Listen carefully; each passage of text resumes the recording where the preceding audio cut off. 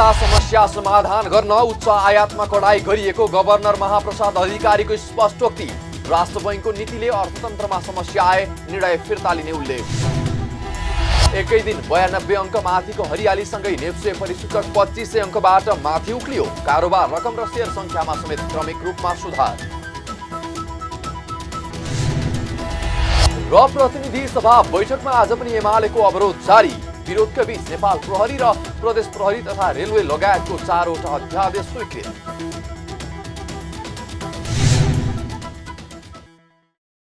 हामी छौं पल पल तपाईसँग,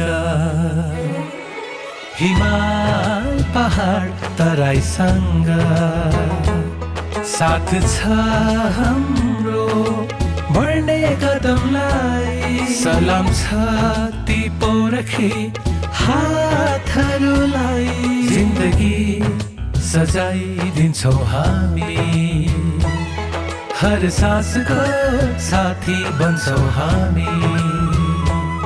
सुरक्षा अनि समृद्धि प्राण छ हाम्रो। आफू पनि बचौं, अरूलाई पनि बचाऊ। आजै नेपाल लाइफमा जीवन बिमा गरौँ। हामी हौ नेपाल लाइफ, किनकि जीवन अमूल्य छ।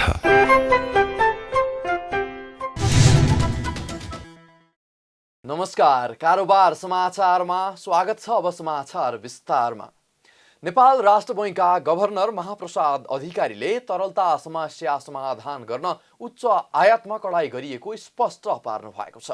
अर्थतन्त्रका सूचकहरू नकारात्मक देखिएपछि बिहिबार राष्ट्र बैंकले आर्थिक पत्रकारहरूसँग समसामयिक विषयमा अन्तर्क्रिया गर्न आयोजित कार्यक्रममा बोल्दै गभर्नर अधिकारीले बैंक तथा वित्तीय संस्थाबाट प्रभाव भएको कर्जा मध्ये अधिकांश आयातमा खर्च हुँदा तरलता अभाव देखिएको बताउनुभयो। उहाँले तरलता अभावका कारण अहिले शोधनान्तर घाटा बढ्नुका साथै मुद्रा सञ्चितिसम्म घटेको बताउँदै हाल केही वस्तुको आयात निरुत्साहित गर्ने नीति लिएको स्पष्ट पार्नुभयो। गभर्नर अधिकारीले अर्थतन्त्रलाई सही दिशामा लानको लागि राष्ट्र बैंकले लिएको नीतिले समस्या भए पछि हट्न तयार रहेको पनि बताउनुभयो। उहाँले तरलताको समस्या समाधान र बजारलाई सहज बनाउनका लागि मौद्रिक औजारहरूको प्रयोग गरेर व्यवस्थापन भइरहेको समेत बताउनुभयो। आयात बढ्यो, त्यो आयात बढे अनुसारको चाहिँ हामीसँग अरू रिसोर्सेस अथवा अरू स्रोतहरू भएन, बिओपी बढ्यो। अब लिक्विडिटीको सन्दर्भमा यो मिसम्याचेस जुन हुन गयो, कर्जा 435 अरूले बढ्यो यो पिरियडमा, डिपोजिट चाहिँ 100 अरूले पनि जस्ट 100 अरूले बढ्यो। अब त्यसको मिसम्याच स्वभावैले मार्केटमा पर्ने भयो, लिक्विडिटीमा पर्ने भयो। यिनलाई एड्रेस गर्ने विषयमा हामीले इमिडिएट गर्न सक्ने कुरा के छन्, मिड टर्ममा गर्न सक्ने कुरा के छन्, दीर्घकालको लागि कस्तो रणनीति बनाएर जानु पर्ला, यस विषयमा चाहिँ मिड टर्म र दीर्घकालको लागि हाम्रा एक्सर्साइजहरू जारी छन् भने इमिडिएट गर्ने मेजरहरू यही हुन् भनेर अघि प्रकाशजीले गरिसकेका कुराहरू पनि ल्याइसक्यो। हामीले गर्न सक्ने कामहरू होइन, गर्नुपर्ने कामहरू होइन, यो चाहिँ केन्द्रीय ब्याङ्क भएको नाताले हाम्रो स्कोपभित्र रहेको कुराहरू हामीले गर्न सक्ने कामहरू, गर्नुपर्ने कामहरू गरिरहेका विषय छन्। यसलाई यहाँहरूले एकदमै सकारात्मक रूपले लिइदिनुहुन्छ भन्ने मलाई अनुभव छ। प्रत्येक स्टेपको केही न केही कन्सिक्वेन्सेसहरू हुन्छ होइन, इभन नेगेटिभ कन्सिक्वेन्सेसहरू हुन सक्छ, तर तिनलाई मिटिगेट गर्ने काम सँगसँगै हामीले लिनुपर्छ, तिनलाई मिनिमाइज गर्ने काम हामीले लिनुपर्छ। त्यो भनेर लिनुपर्ने कदमै नलिकन बस्न मिल्दैन, बस्न हुँदैन, त्यसले फर्दर ड्यामेज गर्न सक्छ। यस अर्थमा हामीले आवश्यक मेजरहरू लिएका छौँ। ती मेजरको चाहिँ कन्सिक्वेन्स यदि कुनै नकारात्मक आउँछ भने तिनलाई मिटिगेट गर्न, तिनलाई नियन्त्रण गर्न पनि हामी त्यही खालका कदमहरू नियमित चाल्नेछौँ। राष्ट्र बैंकले मौद्रिक नीतिको समीक्षामा उल्लेख गरेको व्यवस्थालाई कार्यान्वयन गर्न निर्देशन जारी गर्दै भर्खरै मात्रै केही आयातित वस्तुमा कडाई गरिएको छ। राष्ट्र बैंकले गाडीमा 50% का साथै सुन चाँदी, चकलेट, जुत्ता, सिमेन्ट लगायतका वस्तुमा 100% इक्विटी हाल्नुपर्ने व्यवस्था गरेको छ। कार्यक्रममा राष्ट्र बैंकका गभर्नर अधिकारीले मौद्रिक नीति मार्फत कर्जा पुँजी निक्षेप अनुपात सीडी रेसियो खारेज गरेर सिडी रेसियो कर्जा निक्षेप अनुपात कायम गरेका कारण तरलता अभाव नभएको पनि स्पष्ट पार्नुभयो। सिसिडी 80% को हाम्रो निकै वर्षदेखिको व्यवस्था हो। गत साल कोभिडको बिचमा हामीले 85% गऱ्यौँ। हामीले सिसिडीलाई हटाएर सिडी ल्याउनु पछाडिको कारण अहिले मैले भनेको लिभरेज जुन छ त्यो रेसियोको इन्डिकेसन हामीले अगाडिबाट हेर्दै गएर त्यसलाई चाहिँ एउटा ठाउँमा राख्नुपर्छ भनेर ल्याइयो। आजकै दिनमा चाहिँ यहाँले हेर्नुभयो भने हामीले प्यारालली सिसिडी पनि क्यालकुलेसन गरिरहेको छौँ हाम्रो इन्फर्मेसन हाम्रो सिस्टममा। त्यो सिसिडी इग्नोर गरेका छैन। आज हेर्नुभयो भने अघि पनि देवकुमारजीले भन्नुभयो अराउन्ड 91% सिसिडी तपाईँ पाउनुहुन्छ। 85बाट 91 हुँदाखेरि 6% पोइन्टको नन कम्प्लायन्स ब्याङ्कको तपाईँ पाउनुहुन्छ। त्यो त कम्प्लाई गर्नुपर्ने विषय थियो नि। 6% पोइन्टको नन कम्प्लायन्स पाउनुहुन्छ एक्सिस। तर 90 को सिडी 92 हुँदा त 2% पोइन्टको मात्रै नन कम्प्लायन्स हो। त्यसमा पनि हामीले अहिले नन कम्प्लायन्स भनेको छैन। आषाढमा गएर मात्रै नन कम्प्लायन्स हुन्छ, अहिले नन कम्प्लायन्स भनेको छैन। त्यसले गर्दा यसमा त मोर कम्फर्टेबल पोजिसनमा ब्याङ्किङ इन्स्टिट्युसनहरू हुनुपर्छ हाम्रो बुझाइ। तर किन त्यो चाहिँ अर्कै खालको एन्सर आइरहेछ बजारबाट मैले बुझ्न सकिरहेको छैन।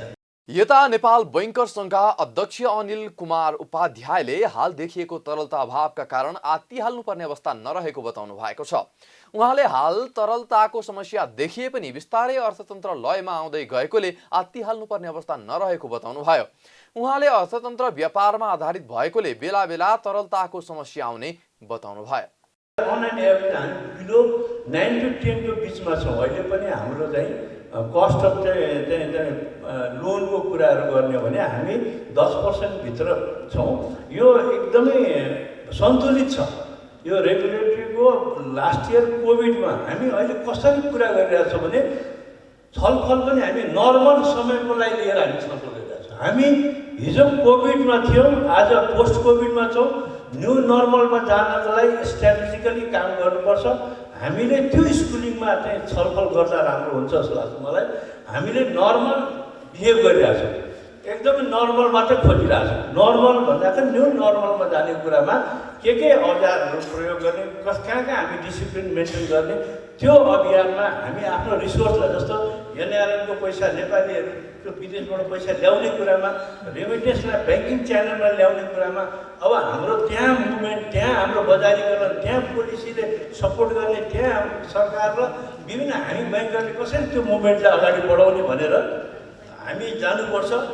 2077 चैत्रपछि बैंक तथा वित्तीय संस्थाबाट प्रवाह हुने कर्जाको वृद्धि दरले निक्षेपको वृद्धि दरलाई उछिनेको छ। आर्थिक वर्ष 2075-76 मा निक्षेपको भन्दा कर्जाको वृद्धि दर माथि रहेको थियो। चालु आर्थिक वर्षको पुस 5 गतेसम्म 105 अर्ब निक्षेप परिचालन हुँदा 435 अर्ब कर्जा प्रवाह भएको छ। पुस महिनाको 5 दिनमा भने 16 अर्ब भन्दा धेरै निक्षेप सङ्कलन हुँदा 4 अर्ब मात्रै कर्जा प्रवाह भएको छ। सनराइज बैंकले सहकारीका ग्राहकहरूलाई पनि भिसा डेबिट कार्ड मार्फत भुक्तानी पाउने व्यवस्था गरेको छ। बुधबार बैंकले काठमाडौँमा एक कार्यक्रम आयोजना गरी सहकारीका ग्राहकहरूले पनि भिसा डेबिट कार्ड मार्फत भुक्तानी पाउने व्यवस्था सुरु गरेको हो। उक्त सेवा विस्तारको लागि बैंकले पायोनियर एसोसिएट्स, कोशिश सहकारी सफ्टवेयर, आइमार्क तथा नेपाल इलेक्ट्रोनिक पेमेन्ट सिस्टमसँग सम्झौता समेत गरेको छ। कार्यक्रममा बोल्दै सनराइज बैंकका प्रमुख कार्यकारी अधिकृत सिइओ सुमन शर्माले 4 वर्षको प्रयासपछि सहकारीमा भिसा डेबिट कार्ड प्रयोगमा ल्याउन सफल भएको बताउनुभयो। सिइओ शर्माले नेपाल सरकार तथा केन्द्रीय बैंकले मौद्रिक नीतिमा नै सहकारीलाई पनि डिजिटल बैंकिङ कारोबारमा ल्याउन योजना अनुसार यो कार्यक्रम सनराइज बैंकले सुरु गरेको बताउनुभयो। उहाँले सहकारी र बैंक बीचमा भिसा तथा डेबिट कार्ड मार्फत भुक्तानी गर्न सक्ने व्यवस्था दक्षिण एसियामा नै पहिलो भएको पनि बताउनु भयो। सधैँ जस्तो यसपालिको पनि मोनिटरी पोलिसीमा चाहिँ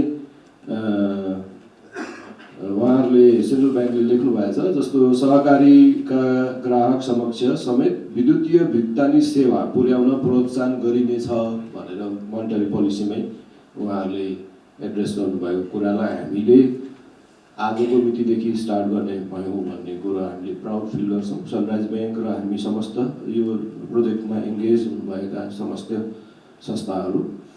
बैङ्कले पहिलो चरणमा 4वटा सहकारी संस्थासँग भिसा डेबिट कार्ड मार्फत भुक्तानी पाउने व्यवस्थामा सम्झौता गरिसकेको छ। दोहोरो अङ्कको हरियालीसँगै शेयर बजार मापन गर्ने नेप्से परिसूचक 2500 अङ्कबाट माथि उक्लिएको छ।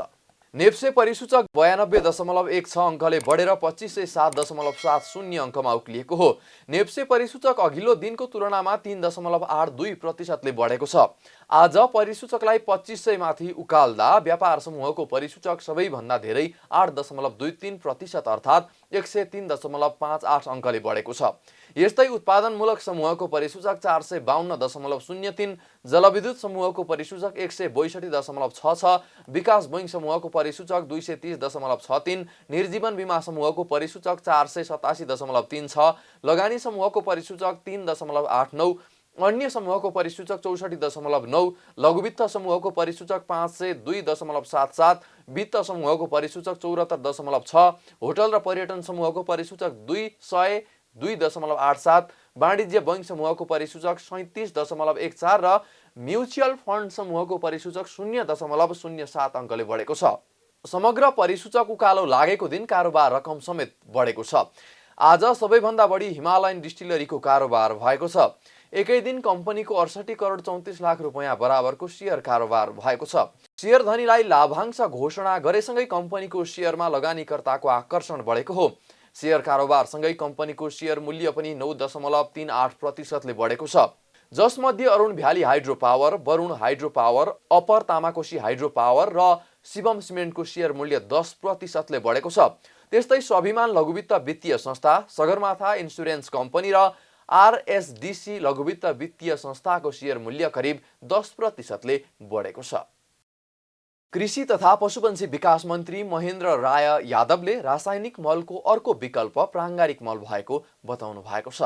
बुधबार नेपाल पारा भेटनरी एन्ड लाइभस्टक एसोसिएसनको 10औं राष्ट्रिय महाधिवेशन उद्घाटन सत्रमा बोल्दै मन्त्री यादवले अहिले मल राष्ट्रिय समस्या भएकोले यसको समाधान G2Gबाट हुन सक्ने तर अहिलेको विकल्प भनेको प्राङ्गारिक मल नै भएको बताउनु भएको हो। उहाँले धेरै देशहरूलाई G2G माध्यमबाट मल दिन पत्राचार गरिए पनि कुनै देश त्यसका लागि तयार रहने स्थिति नदेखिएको बताउनु भयो। मन्त्री यादवले मल खाद लगायतका कृषि सम्बन्धी समस्याहरूको अर्को समाधान भनेको चकलाबन्दी रहेको समेत बताउनु भयो। उहाँले अन्तर्राष्ट्रिय बजारमा पनि मल खादको अभाव रहेकोले किसानको माग अनुसारको पूर्ति गर्न नसकेको बताउनु भयो। मलको कुरा उठाउनु भएको छ। मल निश्चित रूपमा यो राष्ट्रिय समस्या हो। मलको बारेमा समस्या के हो भने विगतमा आजभन्दा 12 महिना पहिले 300-350 डलरमा मेट्रिक टन पाउँथे। केही दिनपछि 465 मा हेर्ने ठेकदारहरू लिए। अहिले अचानक अहिले 1100 मेट्रिक टन भइसक्यो डलरमा। अब ठेकदारले लिएका मलहरू आउने स्थिति छैन र अन्तर्राष्ट्रिय बजारमा पनि यसको अभाव छ, मल खादको अभाव छ। त्यसकारण नेपालमा मल खादको अभाव भए तापनि अहिले गेहूँ सिजनको लागि हामीले डिएपी र मल खाद हामीले केही आपूर्ति गरेका छौँ, तर पनि किसानहरूको माग अनुसार पूर्ति भइरहेको छैन। मन्त्री यादवले पछिल्लो समय नेपालमा पशु सेवा र कृषिमा नागरिकहरूको आकर्षण बढिरहेको भन्दै कृषिलाई आत्मनिर्भर बनाउनु पर्ने बताउनु भयो। उहाँले नेपालीहरूले आफ्नो देशमा उत्पादन भएका चिजहरू समेत पर्याप्त नपाइरहेकोले उत्पादनलाई वृद्धि गरी कृषि क्षेत्रलाई माथि उठाउन आवश्यक रहेको बताउनु भयो। उहाँले देश अहिले आयातमुखी बनेकोले देश विकासका लागि आयात नभई निर्यात गरेर अघि बढ्नुपर्ने पनि बताउनु भयो। जुन सरकारको नीति हो तीन खम्बे नीति हो। निजी क्षेत्र, सहकारी क्षेत्र र सरकारी क्षेत्र, तीनटै क्षेत्रमा हामीले यसलाई व्यवस्थित गर्न सक्यौँ भने यसले किसानको उत्पादनलाई वृद्धि गर्न सक्छ। अहिले उत्पादित वस्तुहरूले हामी नेपाली 3 करोड नेपालीले आफ्नै देशको उत्पादित वस्तुहरूलाई प्राप्त पाइरहेको छैन। अहिले हाम्रो देश आयातमुखी बनेको छ र कुनै पनि देशको विकासमा कृषि क्षेत्रको महत्त्वपूर्ण योगदान रहेको छ। जुनसुकै देशले कृषि क्षेत्रले जति यो प्रगति गर्न सक्छ, जति यसले आर्थिक उपार्जन गर्न सक्छ, जति उत्पादनले निर्यात गर्न सक्छ, हाम्रो देश जुन अहिले गरिबी रेखामुनि 18% जनता छ त्यसलाई पनि हामीले गरिबीको रेखाबाट हामी उसलाई बचाउन सक्छौँ। मन्त्री यादवले पशु चिकित्सकहरूले सरकारबाट पाउनुपर्ने कानुनी सुविधा उपलब्ध गराउन मन्त्रालयले पहल गर्ने पनि बताउनुभयो। उहाँले कृषिको बजेट पर्याप्त नभएकोले त्यसलाई वृद्धि गरेर अघि बढे मात्र कृषि क्षेत्रलाई आत्मनिर्भर बनाउन सकिने समेत बताउनुभयो। सरकारको सकारात्मक प्रयास र नेपाल विद्युत प्राधिकरणका कार्यकारी निर्देशक कुलमान घिसिङको दौडाहाका कारण देशभित्रै थप 150 मेगावाट बराबरको बिजुली खपत हुने वातावरण सिर्जना भएको छ। प्राधिकरणले उपलब्ध गराएको विवरण अनुसार चालू आर्थिक वर्षको पहिलो 4 महिनामा 10 उद्योगलाई विद्युत आपूर्तिका लागि करिब 150.5 मेगावाटको लोड स्वीकृत गरिएको छ। 7 वटा उद्योगलाई करिब 111 मेगावाट क्षमता बराबरको विद्युत उपलब्ध गराउन ग्रिड प्रभाव अध्ययन गरिएको छ। यस्तै 5 वटा उद्योगले माग गरेको करिब 98.8 मेगावाटको GIS को प्रक्रियामा रहेको छ। लोड स्वीकृत GIS सम्पन्न र प्रक्रियामा रहेको मागका आधारमा उद्योगमा थप करिब 360 मेगावाट विद्युत खपत हुने देखिएको छ।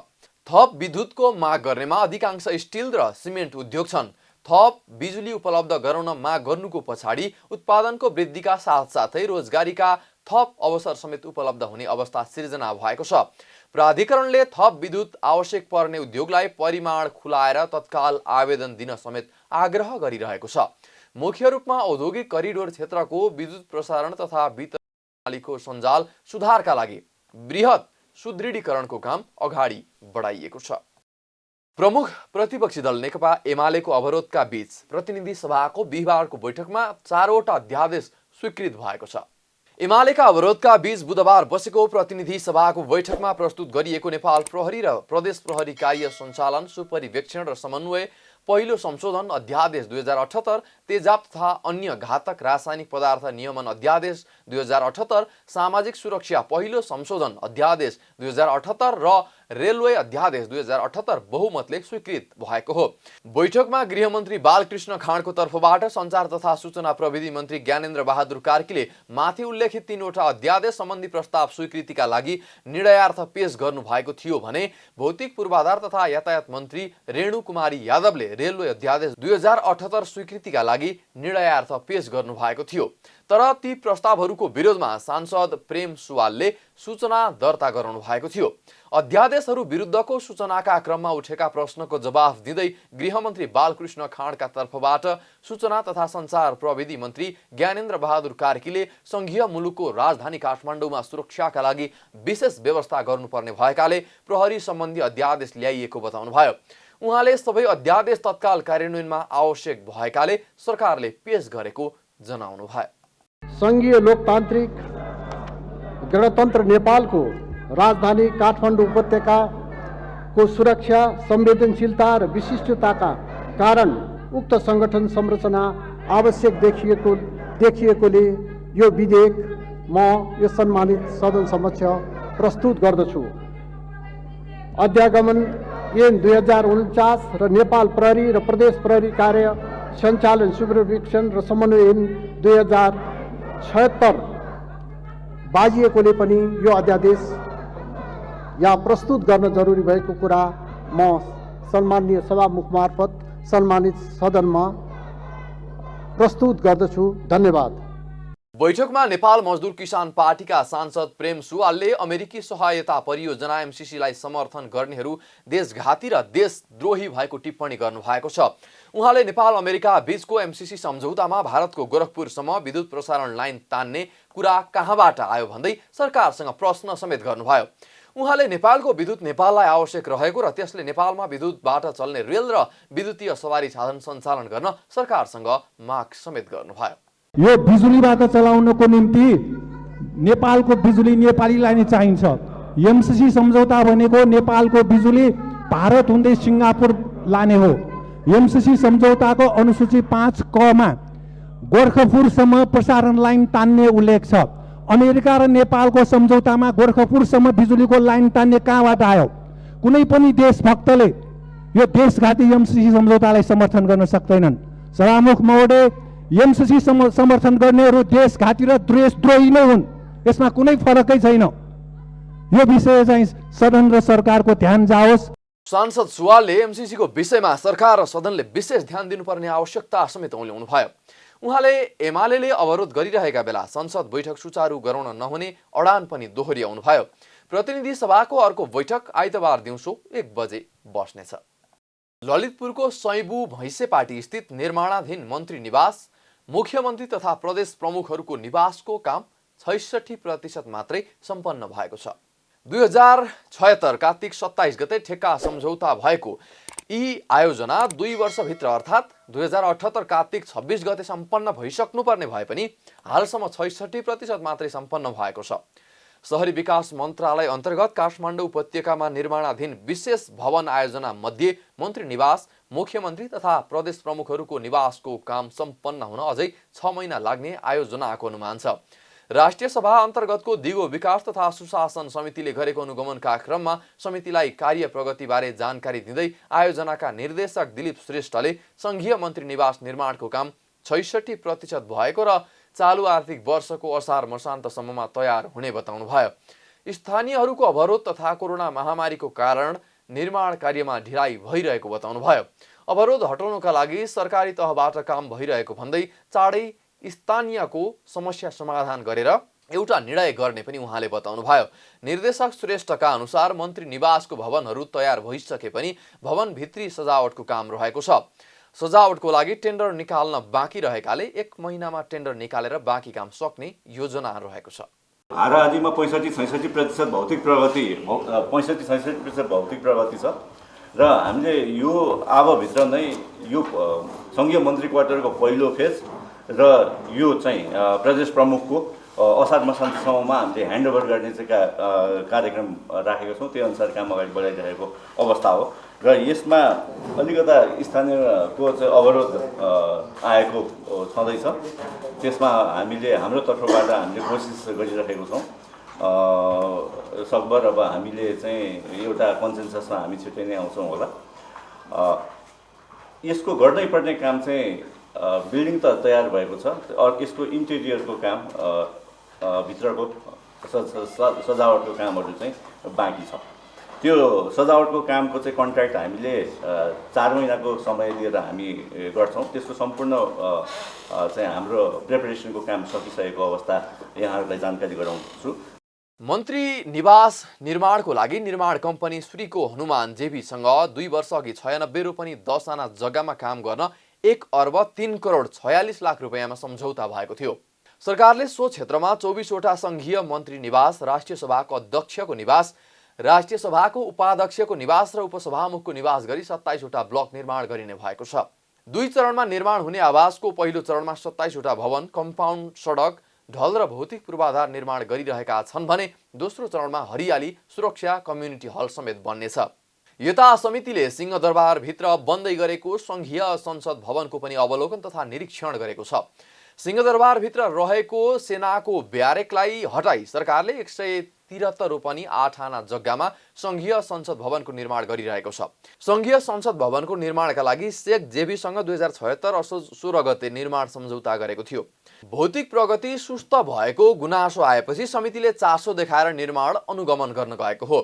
संघीय संसद भवनको निर्माण अहिलेसम्म 40% भन्दा कम नै रहेको छ। 3 वर्षभित्र निर्माण सम्पन्न गर्नुपर्ने संघीय संसद भवनको निर्माणको कुल लागत 5 अर्ब 68 करोड 39 लाख रुपियाँ रहेको छ। सरकारले हाल बानेश्वर स्थित अन्तर्राष्ट्रिय सम्मेलन केन्द्रलाई भाडामा लिएर संसदको दुवै सदन सञ्चालन गर्दै आएको छ। नेकपा माओवादी केन्द्रले आगामी राष्ट्रिय सम्मेलनबाट पार्टीमा नयाँ क्रान्तिकारी विचार निर्माण गर्ने बताएको छ। बुधबार माओवादी केन्द्रको प्रथम राष्ट्रिय सम्मेलनको सन्दर्भमा आयोजना गरिएको पत्रकार भेटघाट कार्यक्रममा बोल्दै पार्टीका प्रवक्ता कृष्ण बहादुर महराले पुष 11 गतेदेखि 13 गतेसम्म काठमाडौँमा हुने राष्ट्रिय सम्मेलनले नयाँ क्रान्तिकारी विचार निर्माण गर्ने बताउनु भएको हो। उहाँले नयाँ क्रान्तिकारी विचार निर्माण सहितको नयाँ क्रान्तिकारी पार्टी निर्माण गर्नु राष्ट्रिय सम्मेलनको मुख्य दायित्व भएको बताउनुभयो। राष्ट्रिय सम्मेलनमा पार्टीको आजसम्मका आरोह अवरोहको सम्बन्धमा गम्भीर रूपले छलफल गर्ने र कमी कमजोरीहरूको पनि समीक्षा हुने उहाँले बताउनुभयो। हामीले 64 सालमा सबभन्दा ठुलो पार्टी थियौँ। 70 पछि हामी लगभग 10 वर्ष जति करिब हामी सानो पार्टी भयौँ र सानो पार्टी हुँदाखेरि हामीले भएका अरू पार्टीहरूसित सहकार्य गर्दाखेरिको र संसदीय अभ्यासमा हामीले भएका चिजहरूलाई गम्भीर रूपले समीक्षा गर्छौँ। हामी 64 सालमा सबभन्दा ठुलो पार्टी किन भयो, त्यसपछि हामी किन साना भयौँ र हामी के गर्नुपर्छ भन्ने विषयमा केन्द्रित भएर हामीले बहस थाल्ने सोचेका छौँ। हामीले क्रान्तिकारी बाटोमा केही अवरोधहरूसँग लड्ने बेलामा हामीले केही कमजोरी गर्यौँ कि भन्ने समीक्षासहित प्रस्तुत हुने पक्षमा छौँ यो राष्ट्रिय सम्मेलनमा। उहाँले पार्टीको संगठनात्मक सिद्धान्त जनवादी केन्द्रीयता भएको उल्लेख गर्दै पार्टी सोबाट विचलित भए नभएको सम्बन्धमा समीक्षा गर्ने जानकारी दिनुभयो।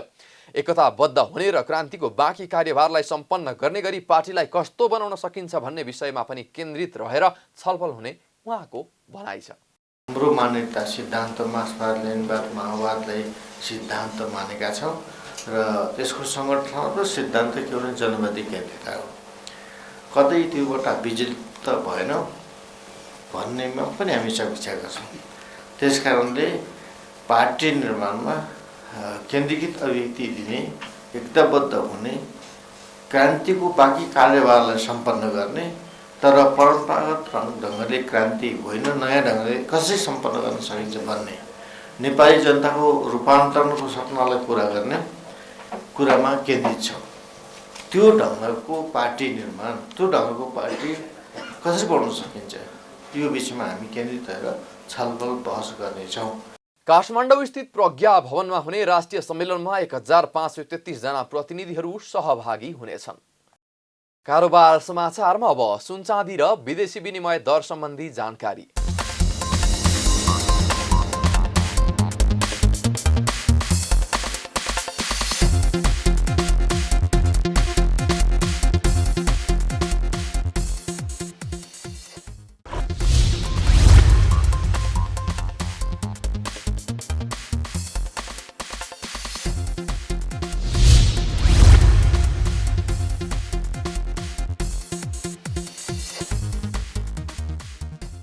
विदा हुनुअघि अहिलेसम्मका प्रमुख समाचार फेरि पटक। तरलता समस्या समाधान गर्न उच्च आयातमा कडाई गरिएको गभर्नर महाप्रसाद अधिकारीको स्पष्टोक्ति। राष्ट्र बैंकको नीतिले अर्थतन्त्रमा समस्या आए निर्णय फिर्ता लिने उल्लेख। एकै दिन 92 अङ्क माथिको हरियालीसँगै नेप्से परिसूचक 2500 अङ्कबाट माथि उक्लियो। कारोबार रकम र शेयर सङ्ख्यामा समेत क्रमिक रूपमा सुधार। र प्रतिनिधि सभा बैठकमा आज पनि एमालेको अवरोध जारी। विरोधका बीच नेपाल प्रहरी र प्रदेश प्रहरी तथा रेलवे लगायतको 4वटा अध्यादेश स्वीकृत।